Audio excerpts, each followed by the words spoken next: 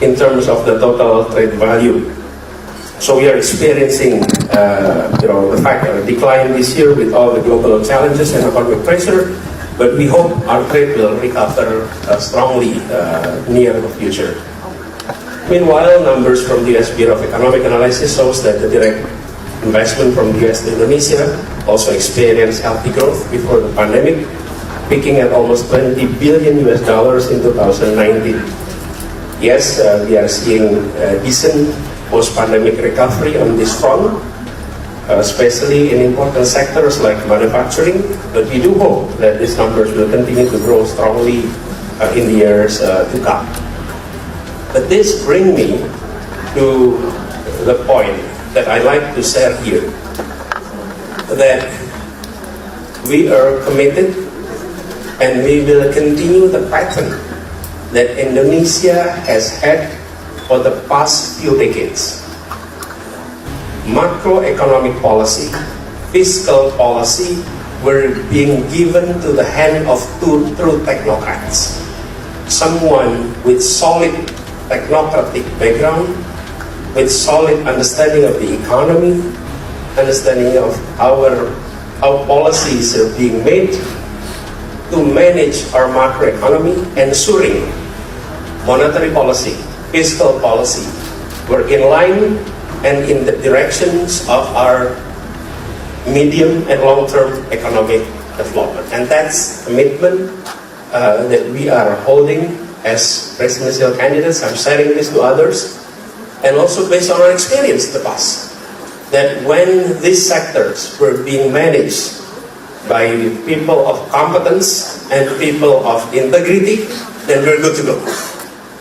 But if we compromise these two things, on competency and on integrity, we may be going in the wrong direction. So, given that, I think we would like to send that message here. And based on our experience with conversation with the previous session with AmCham, I've been privileged to have the opportunity to share with some of you during our discussion, be it in my previous position as governor, or a few months ago, discussions with economy with AmCham. I found out that the business community, the US business community here in Indonesia, were not so much worried about macroeconomic performance. Our feedback, the feedback that we had, is more on, Panis, the issue is predictability. The issue is consistency. The issue is synchronizing policies. The issue is corruption. The issue is ensuring that political stability translates into consistency of policy. So I've been hearing that, and that's not only in this community. I've been meeting with various different business communities, investment communities, be it here or internationally, at session abroad. And almost a similar message was echoed. So I must say that yes, indeed, politics is dynamics. It's everywhere in the world. But Indonesia, especially in the past few weeks, has been very, very dynamic, even on our terms. Change happens. However, I must also underline to you that Indonesians and Indonesian democracy is generally seeing our democracy as consolidated. We have seen elections during pre-democracy and post-democracy. Almost all of these elections were widely well organized, well accepted, and people move on, including local elections. I was once told, Panis, look at local elections. No less than 300 local elections being contested at the Constitutional Court. That shows we have problems. In my perspective, it doesn't show that we have problems. It shows that we respect judicial system to function. Look, they protested the election result not on the street, but going to the Constitutional Court and demand the judge to decide. And the judge has 2 weeks to decide. And when they decide this is the winner, the A or the B, they accept it. They may not be happy, but going back home and move on.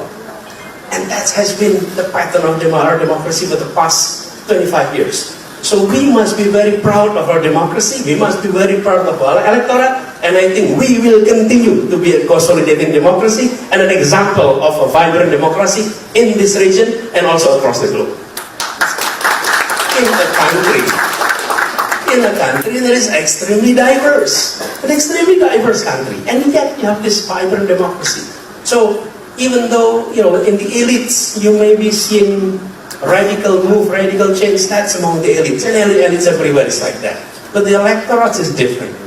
And therefore, I'm quite optimistic that even in the next election, we will be seeing election, hopefully, free, fair, hopefully, and that's our message too.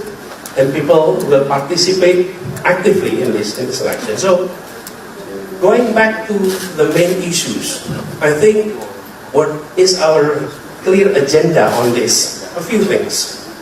What we have noticed, and this is our main issue that we are echoing during our campaign. We have seen a new phenomenon across the globe, that disparities between countries were narrowing down. But disparities within country were widening. Indonesia is now part of G20. 30 years ago, we are so far away from being top 20 economy in the world. Now we are in the club of big 20, the top 20. We will be moving up the ladder. Disparities between Jakarta, Tokyo, Singapore, New York, London were narrowing down.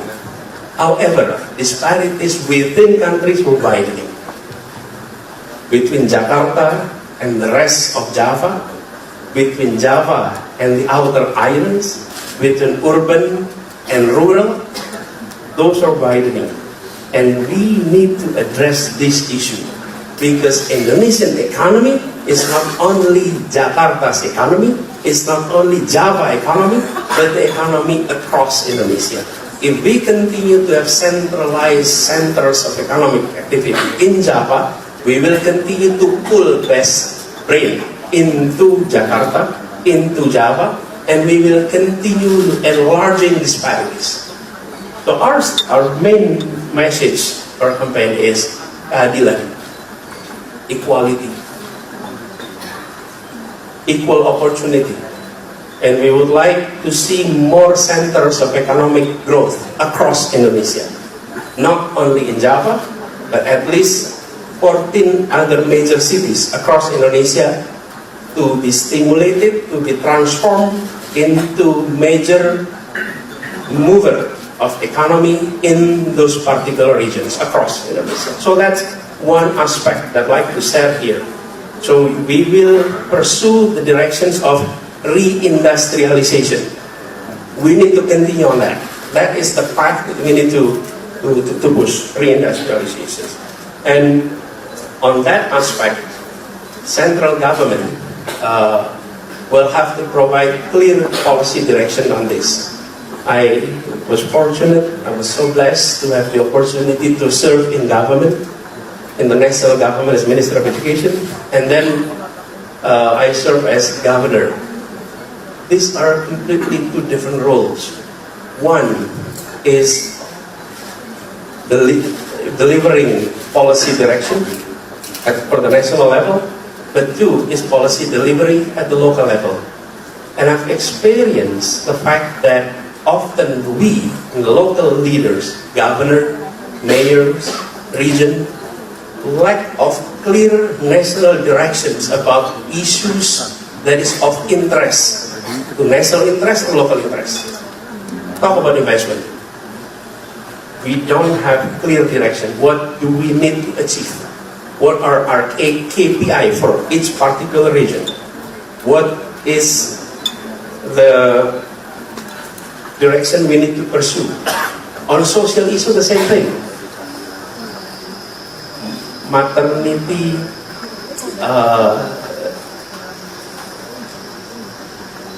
angka kematian ibu melahirkan.